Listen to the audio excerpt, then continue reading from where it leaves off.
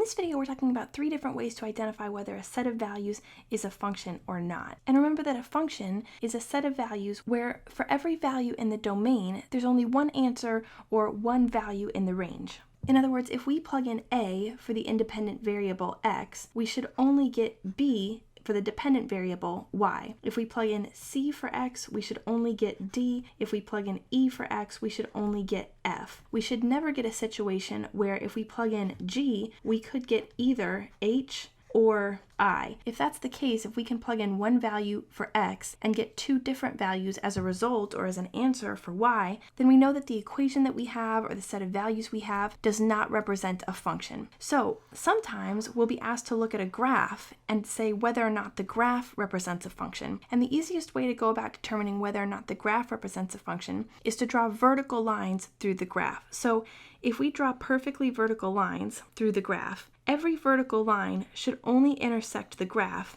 at one point. And as we can see here, these vertical lines only intersect the graph, each of them only intersects the graph at one point, which means that this graph is in fact a function. And the reason that that's true is because we're picking a value here for x. This is a value we picked for x, and we only got one unique value for y. We picked another value for x, and we got one unique value for y. We picked another value for x, and we got one unique value for y. So we're going to say that that's a function. Same thing here. If I draw vertical lines through the graph, I can see that they only intersect the graph at one point each, which tells me that for every value I pick for x, let's say this is x equals 3, I'm going to get just one answer back for y. At x equals 2, I'm going to get just one answer back for y, etc. So this is also a function. On the other hand, if I draw vertical lines through this circle, what you can see immediately is that almost every line I draw through it is going to give us 2 points of intersection, like this. So for this x value that I picked here, maybe it's -2, I got 2 different y values for the function. For this x value,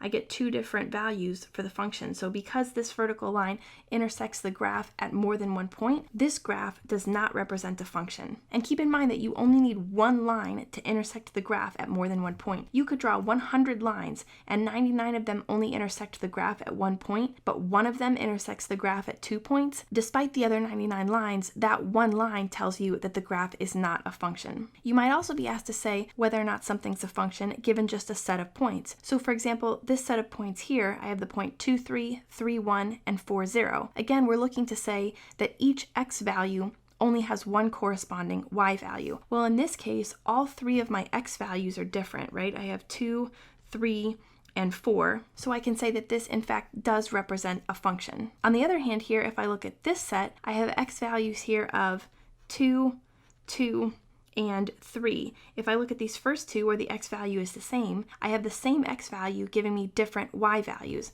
In other words, if I were to plot these 2 points on an xy coordinate system, like this, I'd have the point 2, 1, so let's call this about 2, 1 here, and I'd have the point 2, 3, so maybe 2, 3 is right here. So I picked the same x value, x equals 2 right here, and I got 2 different values for y, 1 and 3. So in the same way that when we picked this x value and we got 2 different y values, one here and one here, these points 2, 3 and 2, 1 tell us that this set cannot represent a function. Sometimes you'll be given the sets in circles like this, where the first circle, the circle on the left here, represents all the possible input values of x, the input values for the independent variable or the values in the domain, and the second circle, the one on the right, represents the range or the output values or the values of the dependent variable y. This one sometimes is a little hard to think about, but what I like to do is rewrite this as points. So when I plug in an input value of 2, the value I'm going to get out is 1, so this is 2, 1. And when I plug in an input value of 3, the output value I'm going to get is 1, so 3,